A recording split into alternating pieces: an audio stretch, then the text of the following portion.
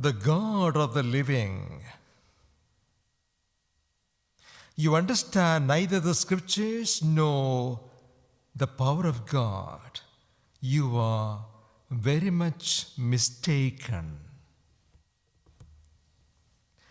The question of afterlife has intrigued people of all ages. I'm sure we too are intrigued by the thought about what is life, or is there life beyond the grave? If there is, what kind of life it would be?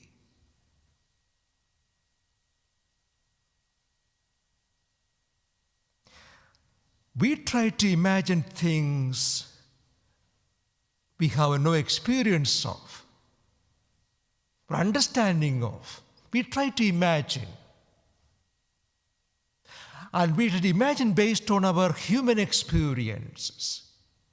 Based on our human experiences, we try to imagine what we have no understanding of. Hence, we create God in our own image. We try to create God in our own image based on our human experiences, what we think normally, what we do normally. So God must be, so based on our experiences and our nature, we try to understand God, creating God in our own image. The same about afterlife. We may tend to think of life beyond the grave as a continuation of this life, an extension of this life, as the Sadducees did. But they were bringing a very hypothetical scenario before the Lord to make fun of those who believe in afterlife. But the Lord, how beautifully, these people believe only in the Torah, the first 5 books of the Bible. So the Lord gives them an answer based on what they believe, they accept.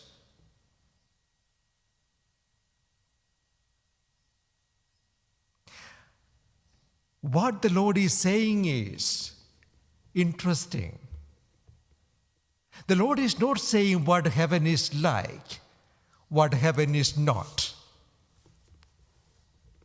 Because nobody on this earth will be able to understand what heaven is like because we are not there.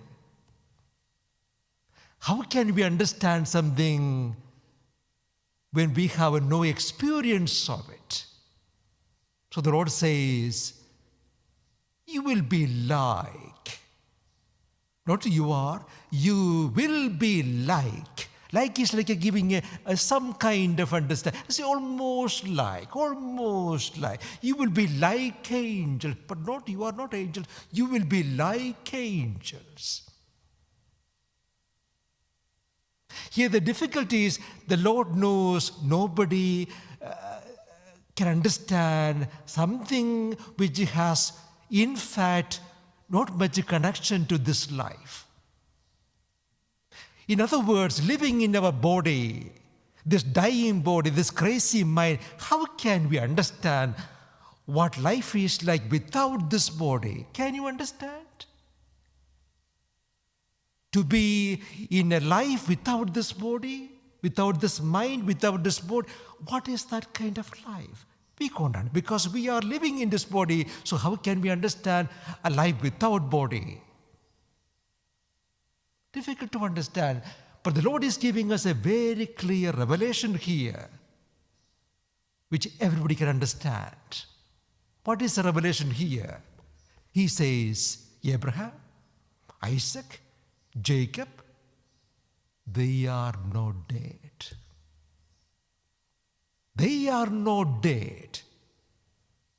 Mount Tabor, who was with Jesus? Moses and Elijah, they haven't died. In other words, nobody has ever died. That's a very comforting and consoling revelation. Nobody has ever died, and you will not die. So you will not die. And your parents, your loved ones, oh, they haven't died. They are dead, but they have died, but they are not dead. Nobody has ever died. God is the God of the living.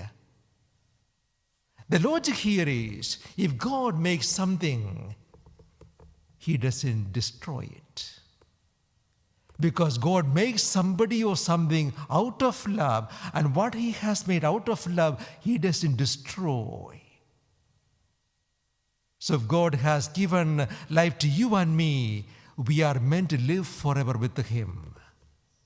And your loved ones, my loved ones, they are still alive. My parents are still alive. My loved ones are still alive. But what kind of relationship I will have with them beyond the grave, I don't know. All I know is Jesus has revealed nobody has ever died. Because we could understand what life is like beyond the grave, we try to have all kind of imaginations, but they're all wrong. They're all wrong because if you understand heaven, that is not heaven. Just as we say, if you understand God, that is not God. Because heaven has to be, by a simple logic, heaven has to be beyond human imagination because we are living in this body. So to close, hold on to this revelation of the Lord, that nobody has ever died, and you too will never die. You are meant to live forever with the Lord.